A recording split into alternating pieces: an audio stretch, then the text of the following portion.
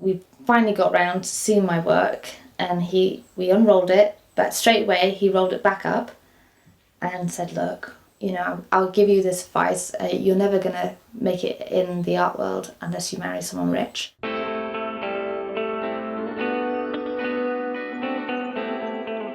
My name is Lucy Augé, and I'm an artist who lives and works in Bath in Somerset. We are in my studio right now, which is just on the outskirts, and it's surrounded by nature because I'm always inspired by nature. My art is definitely rooted in nature, but more in the natural patterns of nature. The seasons, the shapes, the timings, all the little things that go into nature that we sort of don't surface see or don't see at the beginning. When I see those shadows on the floor, that's going to change. That will never be that same again. So I want to grab that and go and paint it or sketch it.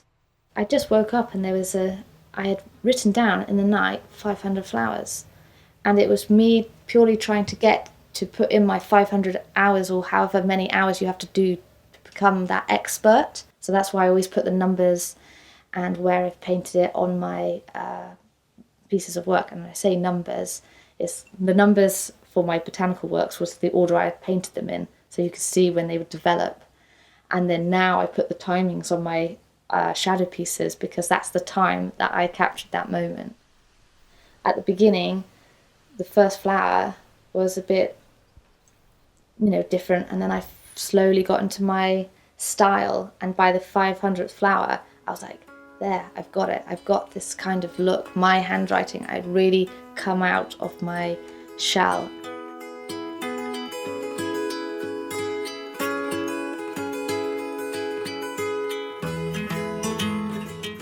Yeah, I knew when I wanted to make the leap from doing it as a passion into a career. I had been contacted actually by the art director of Apple, and he found me via Twitter. He just obviously seen my work and been passed on my details by someone else. So that's the thing, you never know who's watching. And he said, look, I'd love to mentor you. If you're ever in LA, who's ever in LA, said come out. And I was like, okay, I have to come out. He looked at everything. He goes, you've definitely got something, you just need to work on it. I'm going to put you in touch with a friend of mine, and you can go speak to him for maybe a collaboration.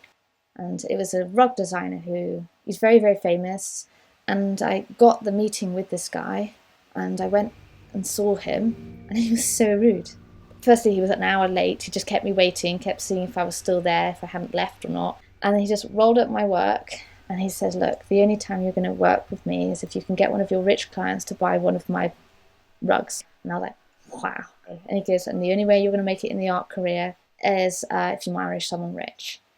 I think I was just sort of still kind of gobsmacked that someone would say that, but I took the catalogues. I said, thank you for your time, and left his building and threw his catalogues in the bin. And immediately then I was planning my 500 flower exhibition. Was thinking to myself, if I've gone 100% in, then I know I've tried, I've done it.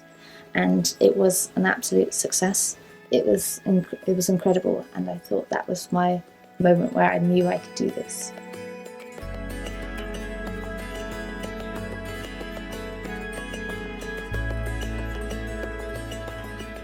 My daily routine, it really depends on, I don't think anyone ever says this, the weather. I come here around 2 o'clock because I just prefer the light at that time because it makes everything really abstract. It makes all the shadows go really, really long. So I will go around, usually walking in my same 2 fields, or go down to the bottom and I'll go collect whatever I'm sort of, pulled towards looking at.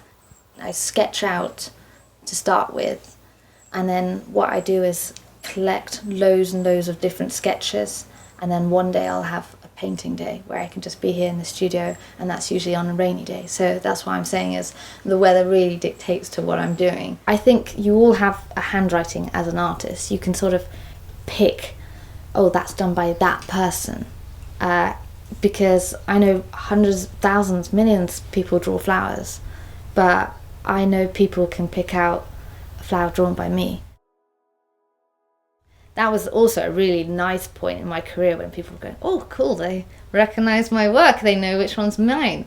But at the same time, that can start to become a problem when you get into people copying you, because you know what you look like, you know what your artwork looks like, and especially because mine is so personal to me, because I really suffered for seizures for a long time. So even when I was painting, like even now, I just have a constant tremor in my hand. So that's why it's quite unique how I draw for me, because it would be slightly wiggly, the lines. So when people will copy that, I just thought, why?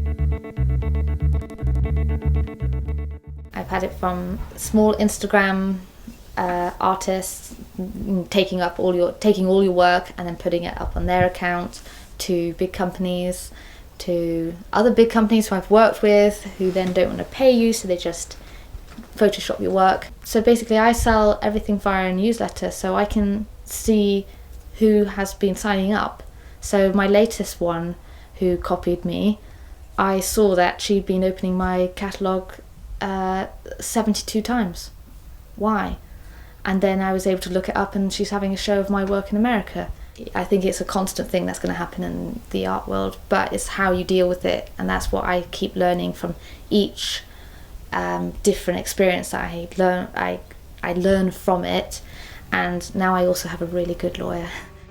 I question my career, I would say, monthly, if not all the time, and I questioned it whether I wanted to do it full time last year because my grandpa died, and throughout that whole year I was in such a grieving process, and I thought, well, I'll channel it into my artwork, and I put it into I created these pieces, and none of them sold, and I didn't like the work, but of course I needed to pay all my bills, and I just thought, this is not great.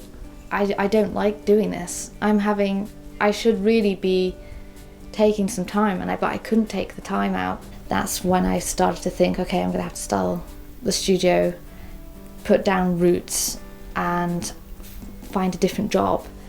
But then the work comes in, the summer comes back, time moves on, and you keep going. And mentally it really is quite taxing to put yourself out there, and when something doesn't sell like it didn't last year, I just really crumbled, because you have the money strain, you have the emotional strain, and then you're trying to bring yourself back out of that. It was really tough. So, and I don't think many people speak about that. I started writing a list of goals I wanted to achieve.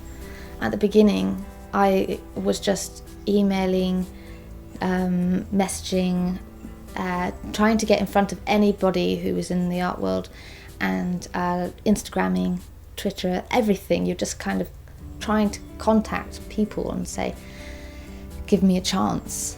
And it was really, you know what, a lot of the times you just wouldn't hear back, and fair enough. Yeah, once you're doing something which is so unique to you and you're really passionate about it, make sure you put it out there, but you just stay in your individuality.